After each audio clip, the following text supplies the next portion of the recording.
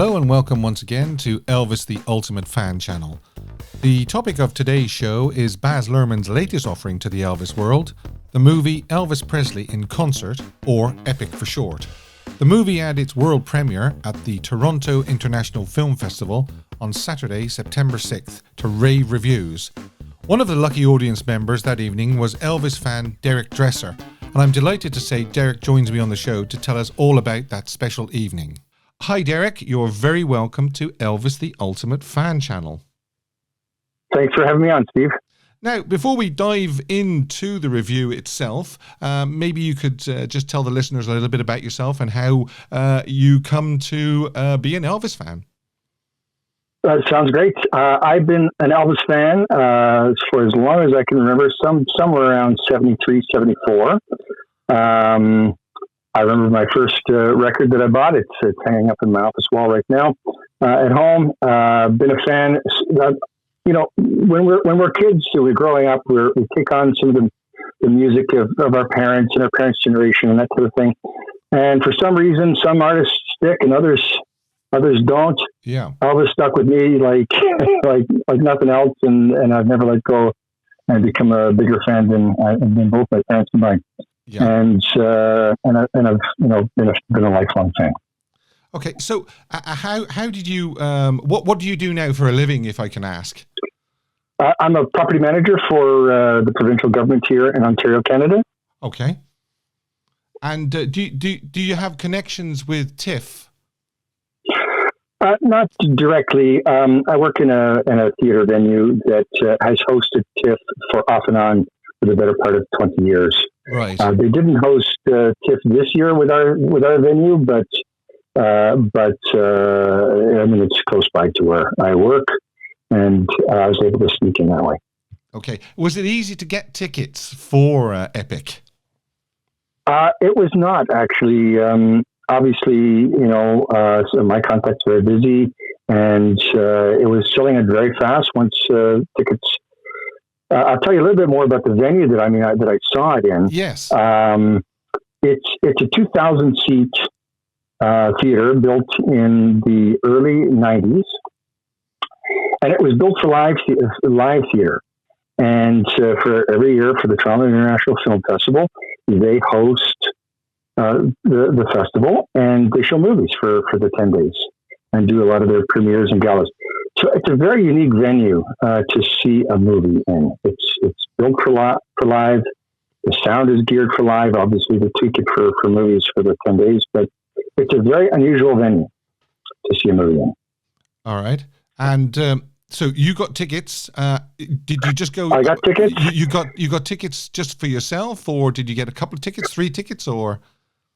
I got 2 tickets. I was able to take another Elvis fan, a colleague from work. Oh, right. And his story, I won't tell. I'm not sure how much we're going to get into his story, but his dad used to work in radio, and he would tell me stories about getting tickets to the Beatles and everything else in the 60s and all the big shows, and he'd bring in his tickets, but he never saw Elvis. I was just about to say, did he see Elvis?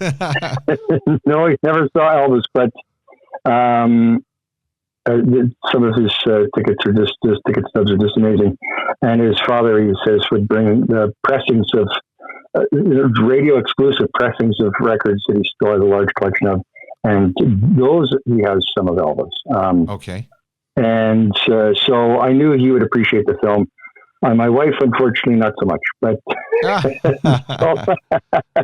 she said I could go and see this one on my own. But there you go. Okay.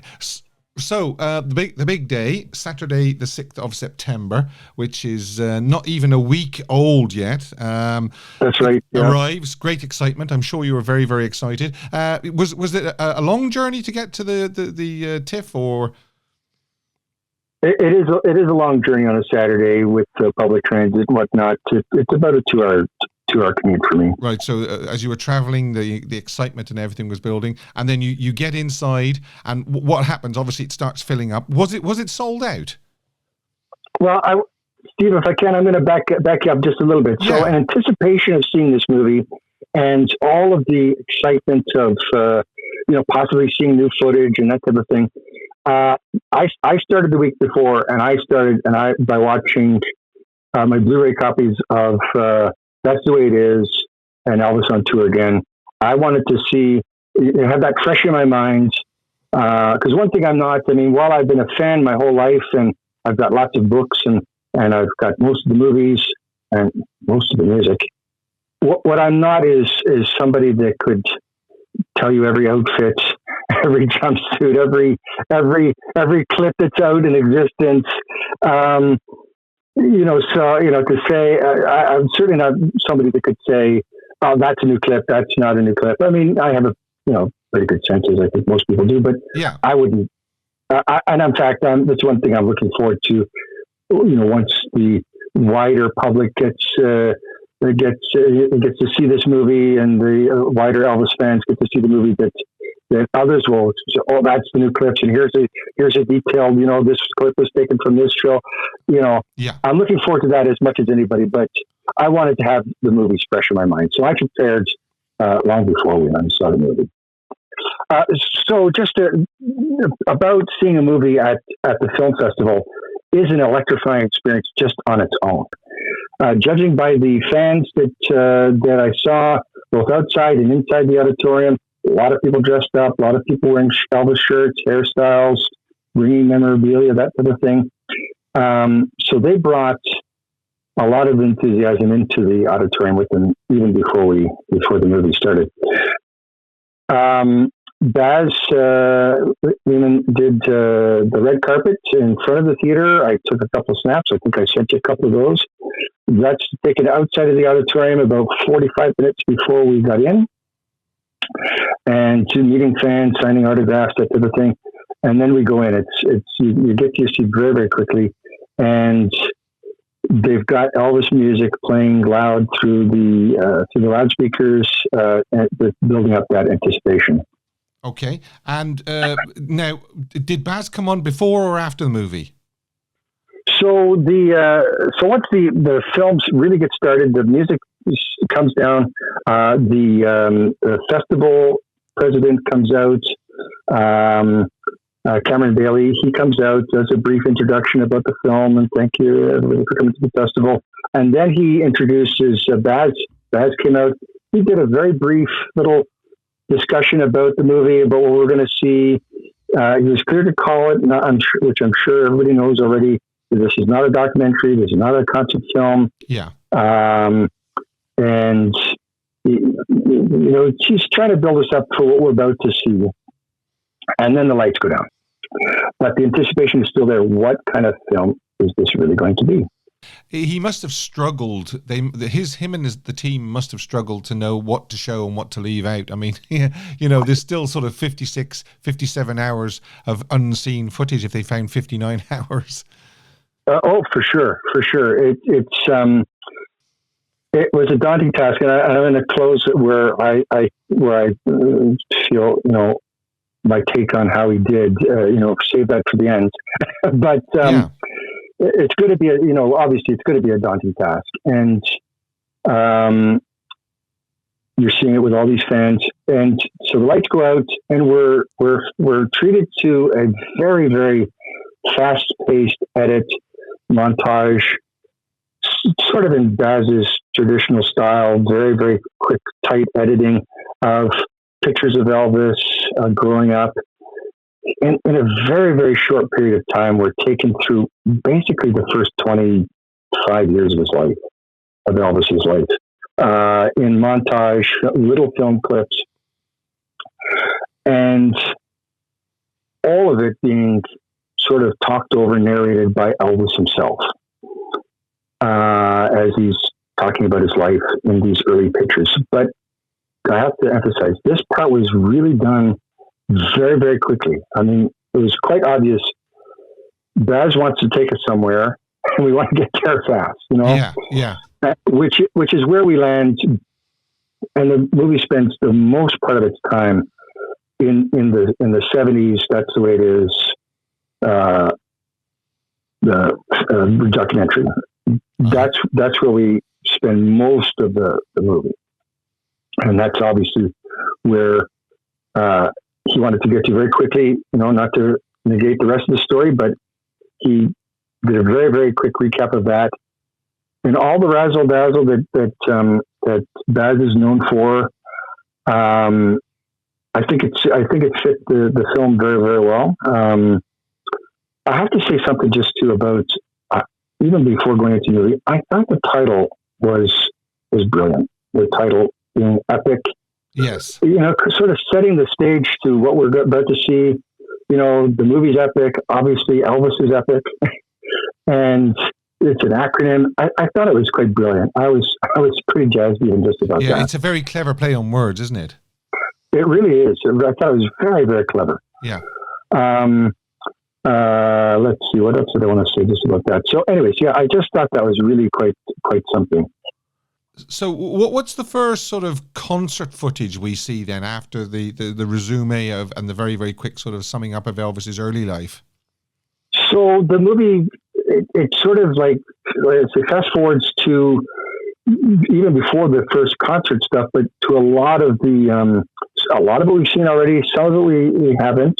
Of the rehearsals, we know that Elvis did a lot of rehearsals at MGM Studios, so we see a lot of that, a lot more of that. And then it moved to the rehearsals in the Hilton Hotel itself.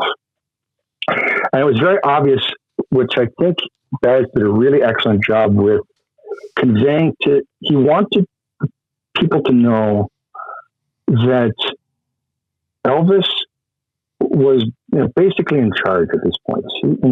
He's no longer tied to a director of a movie or to, Elvis is picking the songs. Elvis is picking is arranging the lighting, arranging the musical arrangements themselves.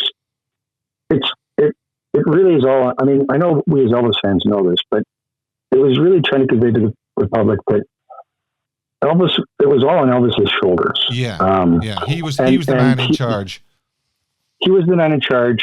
Really, I think to this scale, the first time, obviously, Elvis had ever been to this point in his career, and it all rested on, and that was a point I think the filmmakers and the editors really want to emphasize. They really spent a lot of time kind of digging into his arrangements and his song choices. Like, for example, one of the things that Elvis talked about, which I didn't really realize, it was new to me, in one of the rehearsals, was how they come up with the song choices. They start off with about 500 songs. Yeah. They pare that down to 50, and you get the impression that they're singing through these songs. They're playing them, what fits together good. And then Elvis explains how they get down to the 20 that we're going to actually end up seeing. Yeah. So there's a lot of work involved in the show.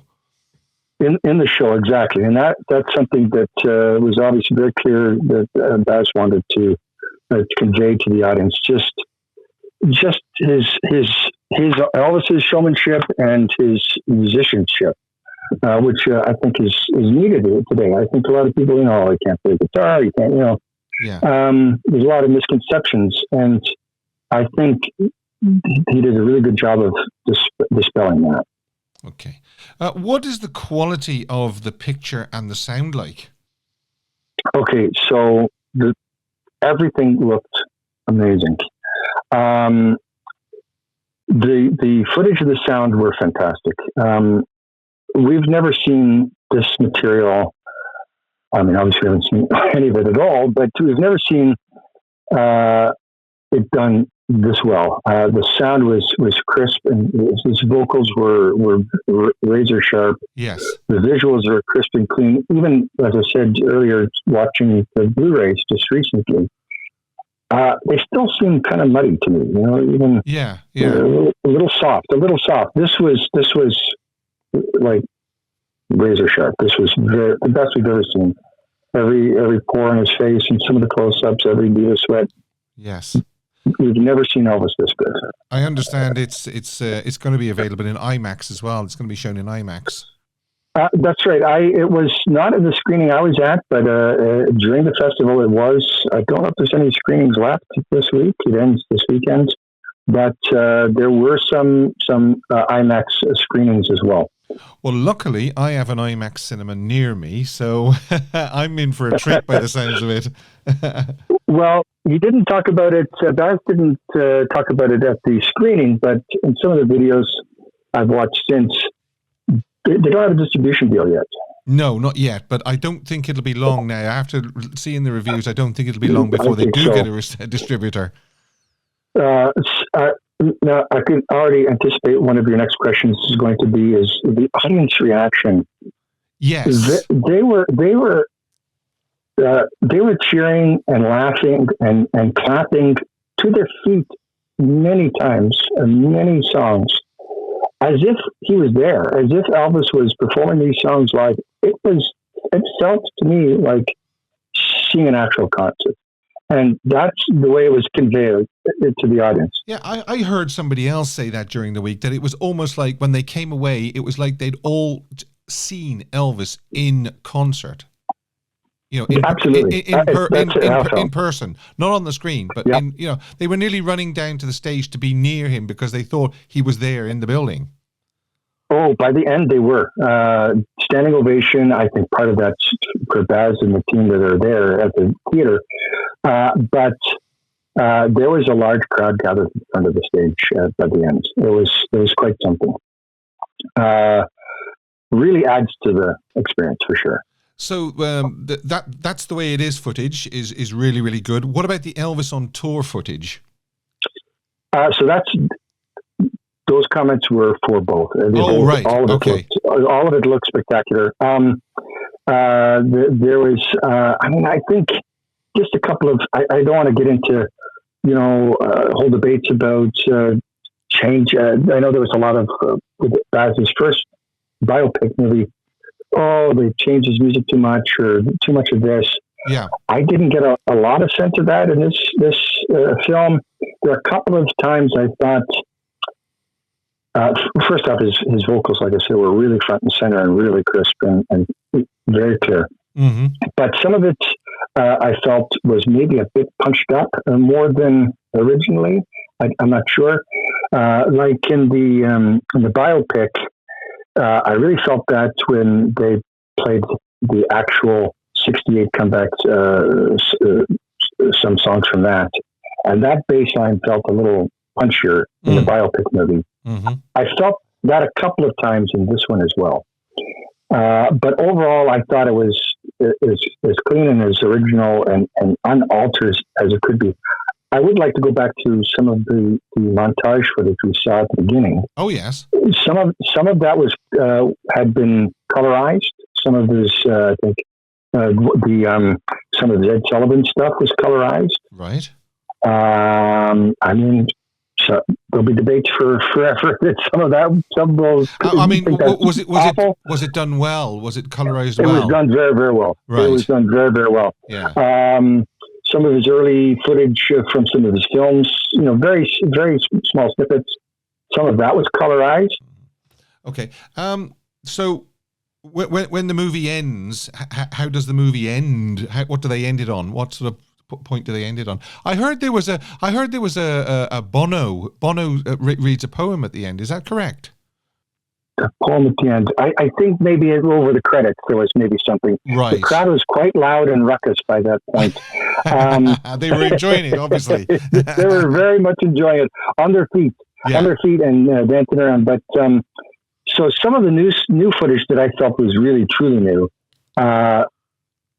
Others will weigh in on if it was been released in lower quality at some point. But a lot of the Elvis That's the Way It Is footage was Elvis on stage sitting on a bench, not a bench, but a stool, and playing guitar. Mm-hmm.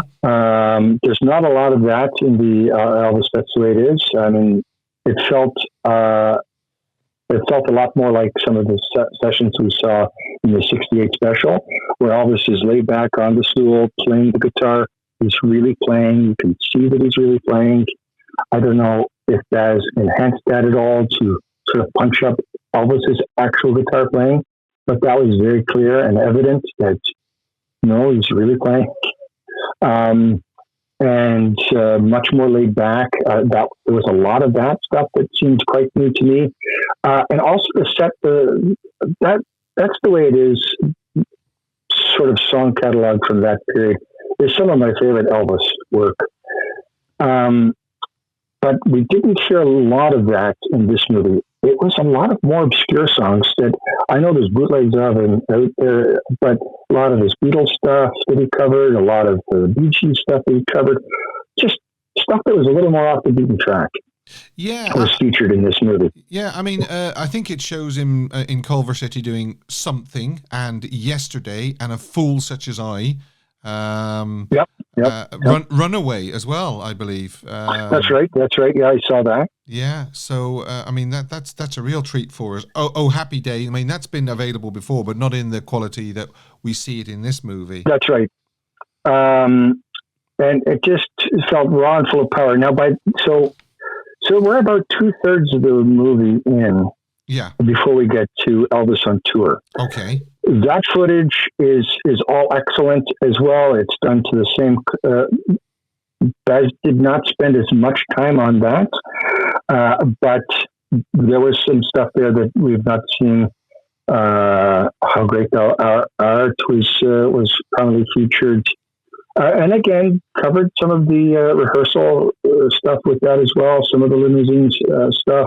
I don't know how much of that was new or not, but they fleshed that out and sort of showed the process of putting on the tour as well. There was somebody said there was some footage of Elvis talking in the back of the limo, and also there was footage of him and the Colonel in Richmond by the stage or behind or backstage.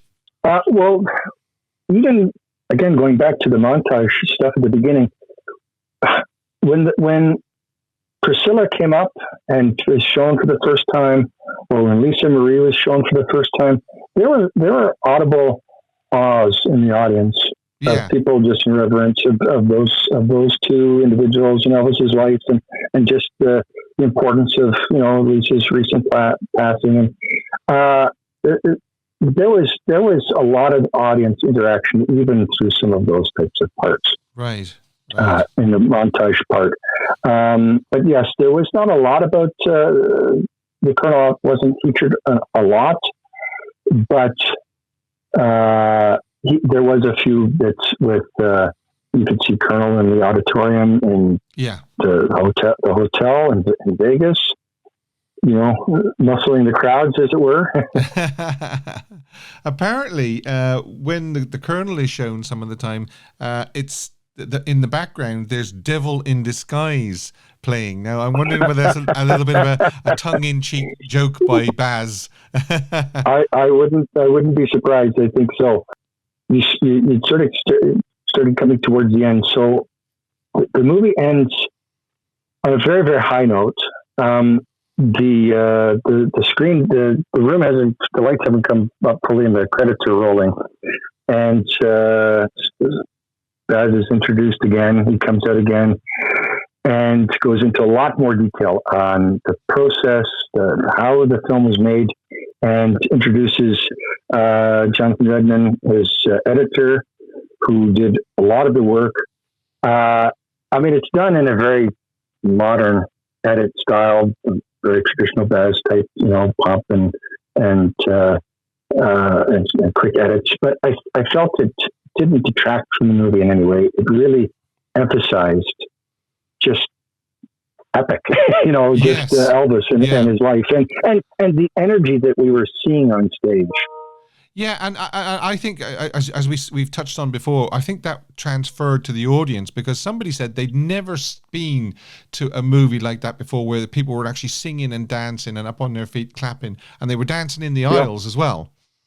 That's right. Yep. It really was. And, even as watching that, I'm thinking, here's Elvis in his absolute prime at 35 in 1970. And thinking, even that, thinking he could not do this forever. No. No. The amount of energy and just, we all know how much he moves on stage, and Yeah. it was quite remarkable. Just so much power and raw talent that we know he had, really conveyed very, very well. And so Baz's editing and choices really suited what we were seeing coming from Elvis. I thought the two blended very, very well. And Baz was at pains to say that this isn't the end of the road yet. So in the Q&A at the end, he talked about the 59 reels. It's quite something, the process as he's describing it. What a lot of people may not realize is that when you shoot a film like that, the film and the audio are not together. No, that's right. They had to kind of claw they had to claw back the audio and match it all up and sync it all up. Yeah, they had to, and that we're told was most of the time. That 59 reels of no audio, just video, and then trying to find and match up the audio to these bits of film was a daunting task, and it explains a lot why we haven't seen more before and why this has taken so long. But he did go to great lengths to say how difficult it was to do this. Literally having to go even to the black market and bootleg to find some of this audio that was missing. Yes, he said he had meetings in car parks with people. That's right. It's quite something. And he said, so it was a little scary. And I'm sure we're going to learn more about where some of these sources, as more and more fans get to see it. But it was quite an interesting just learning the process. I wonder what we'll get other than the theatre release. I wonder, will we get a streaming series, or will we get a Blu-ray set, do you think? Well, he sort of alluded at the end to a couple of things. He alluded that there was one concert he mentioned a couple of times, the Hampton Road concerts. Yes. From the Elvis on Tour sessions that they had in their entirety. And what I took that to mean was in their entirety, audio and everything. He implied very strongly that was very close to being ready to go. So I think we could see some of that. There was a lot of sort of implication that we could see a lot more tracks of just audio, just music that they had discovered and were able to. Yeah, well, there's probably almost certainly going to be a soundtrack album, like there was with Elvis. And there was almost too much. When Baz came out at the end for the final Q&A, the credits were rolling, and the credits of just the song list took several minutes or seconds to scroll past, and Baz asked the auditorium to play the intro music again, and he was dancing quite a bit and just sort of, pointing to the stage, and just, I got the impression he was saying, just look at how many songs and how great the songs were. Yeah, yeah. I saw the dance, and it was a bit dad dancing at a wedding, I know, but he was great. He was full of enthusiasm for it. That's right for sure. But I certainly, I'm sure you've seen most of that Q&A part, but as we sort of said as Baz had sort of been teasing from the beginning, and what I sort of teased at the beginning is, what kind of movie is this really? Is it a concert film? Is it a documentary? One of the things Baz explained was the process of coming upon, I think he said about 48 minutes of unheard, unaired interview footage that they did for Elvis on Tour. Yeah. And Baz described how once he heard that was the key, and that that he knew how he was going to make the movie, how he was going to present it, and that through the entire movie, other than Vernon, I don't think we heard anybody else's voice, except maybe, like I said, over the credits with the poem. But the entire movie is narrated by Elvis. And Elvis is telling his story, and Baz has put that together, Elvis's own words, through song and interview audio to tell the story. And I think that is something we've never seen. No, I mean, we came close to it with This Is Elvis in 1981. But I think you're right. This is the first time we've ever heard Elvis narrate his own life. That's right. And as an Elvis fan, one of the things, I mean, in the age of YouTube and everything, one of the things that I feel we were sort of deprived of is, in so many clips of every celebrity under the sun, here's the commercial, here's them on Carson, here's all these little bits and pieces of their lives. We never got that with Elvis. I mean, except in the 50s and a couple of very, very brief interviews before, the Aloha special and that sort of thing. We never got to see any of that. And I think this it sort of scratched that itch for me for something that I felt we always wanted. I mean, we never got a ultra special with Elvis or anything like that. Yeah. And I sort of felt that this sort of scratched that itch. And in the end, I think it's a documentary where Elvis is the only narrator. And I think that's really something. Mm-hmm. I think I know what you're going to tell me when I ask what you would give marks out of 10 for this movie. I'll be very, very surprised if I don't.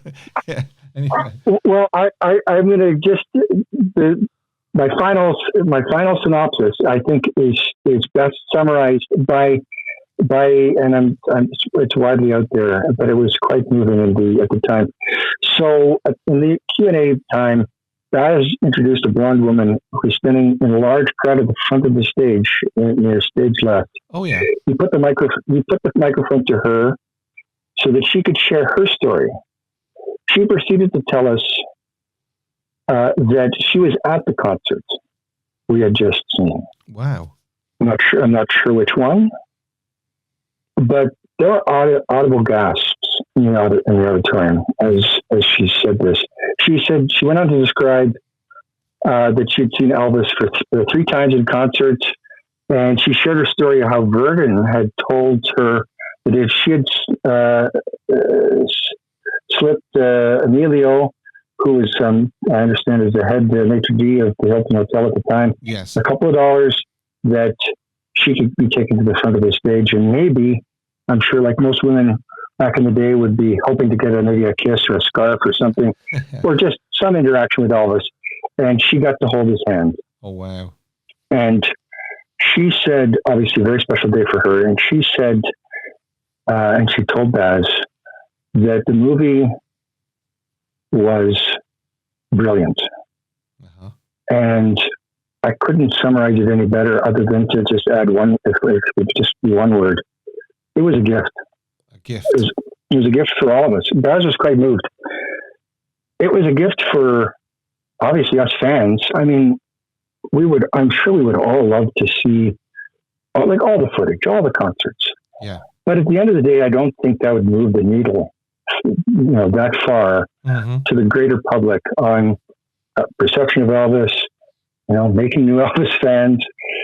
But this movie is a gift, obviously, to us first, and then to everyone, because it really is, like you said, telling his story in a way that no biopic ever could. Mm-hmm. And with still the hopes that there's going to be more and that we're going to see some of this other stuff.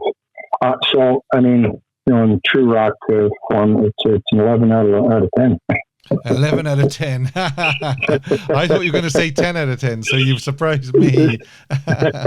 Well, I said on the live show on Sunday that, will we see an EPiC 2?